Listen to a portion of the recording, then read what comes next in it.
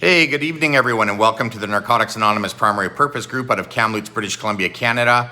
I am going to be reading from our Grey Book Reflections for May 25th, 2021. Relapse is never an accident. Our knowledge of addiction is not enough to stop us from using. Grey Book, page 124, chapter 7, lines 34-35. Relapse is never an accident, and it's not part of recovery. To relapse is to die. Therefore, it's part of the disease. The continuing process of relapse is ongoing even through abstinence. Our basic text says that we never fully recover no matter how long we've been clean. Addiction is progressive and fatal and can only be arrested each day. Although knowledge is essential in the recovery process, it's not a substitute for surrender.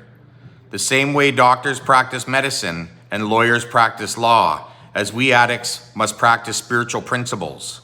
Our literature says that relapse is never an accident.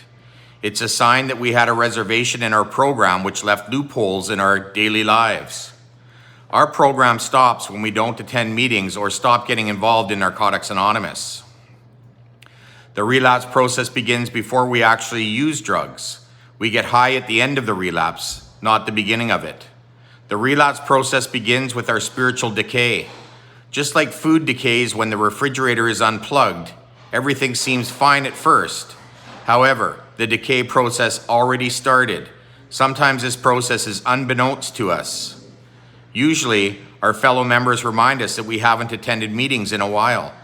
Our sponsors or our home group members may call us on our attitude and behavior.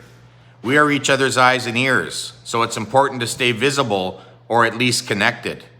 Working with others is a solution that enables us to keep what we have. Surrendering to the principle of honesty in the first step can keep us in the basics.